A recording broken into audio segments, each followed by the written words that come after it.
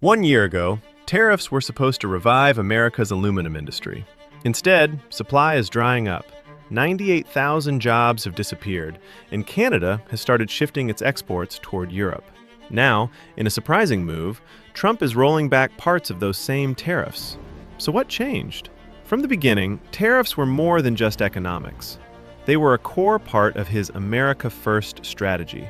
Tax imports, protect domestic industries, and bring manufacturing back home.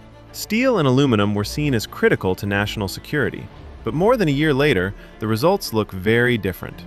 Quietly, without big announcements, the administration is easing some of these tariffs. Critics call it another reversal, but the bigger question is, what actually went wrong? In theory, tariffs were meant to rebuild U.S. industry. In reality, manufacturing jobs declined. Around 98,000 jobs have disappeared compared to last year. Key sectors were hit hard, especially auto manufacturing, while rising material costs made it more expensive to build new factories. Instead of boosting growth, tariffs slowed it down. The impact didn't stop there. Aluminum is used in everyday products like cans, cars, packaging, and appliances. When its price rises, costs spread across the entire economy. Under these tariffs, aluminum prices surged significantly, affecting both businesses and consumers. At the same time, the U.S. still depends on imports for about 60% of its aluminum. This is because aluminum production requires huge amounts of energy, and high electricity costs in the U.S. make domestic production less competitive. Tariffs didn't change this reality.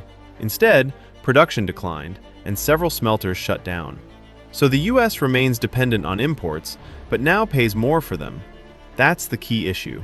Tariffs don't remove dependence, they simply make it more expensive. Supply chain problems made things worse. The U.S. turned to the Middle East for aluminum, but geopolitical tensions and disruptions created new risks. Companies began scrambling for alternatives, including India, but long shipping times added further delays and uncertainty. Then there's Canada. For decades, the U.S. relied on Canadian aluminum because it was cheap, stable, and efficient. But after tariffs were imposed, Canada redirected its exports to Europe. Europe's share increased sharply, while the U.S. share dropped. This created a major shift. The U.S. pushed away a reliable partner and replaced it with more fragile supply chains. Now, even if tariffs are reduced, Canada has little reason to fully return. Facing rising costs, supply risks, and strong pressure from businesses, the Trump administration is now adjusting its approach. Instead of a flat 50% tariff, a new system is being introduced where some products will face lower tariffs or exemptions. The reason is clear. Companies argued that the system was too complex, too expensive, and harmful to their operations. Even products with very small amounts of metal were being taxed, creating unnecessary costs. There is also a political factor.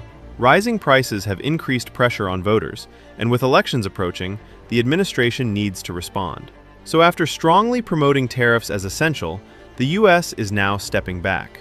Not because the idea changed, but because the results did not match expectations. At the same time, the policy itself had expanded aggressively over time. Tariffs were not only applied to raw aluminum, but also extended to hundreds of derivative products, from canned goods to industrial materials. Additional anti-dumping and countervailing duties further increased the burden on imports, making the system more complex and costly for businesses. Despite these measures, imports never disappeared. The U.S. continued relying heavily on foreign aluminum due to structural limitations. Building new smelters requires massive investment, years of construction, and access to cheap energy, something the U.S. currently lacks. As a result, new domestic supply is unlikely to arrive anytime soon. Meanwhile, global factors added more pressure. Disruptions in key shipping routes and rising geopolitical tensions created uncertainty in supply chains. In some cases, shipments were delayed or stuck, forcing companies to quickly search for alternatives while managing rising costs. Businesses across industries began feeling the strain.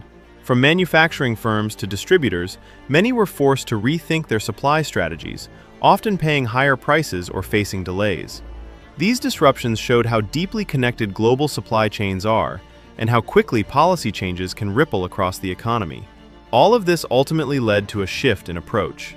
The new tariff system aims to simplify rules, reduce unnecessary costs, and respond to industry concerns, while still maintaining some level of protection for domestic producers.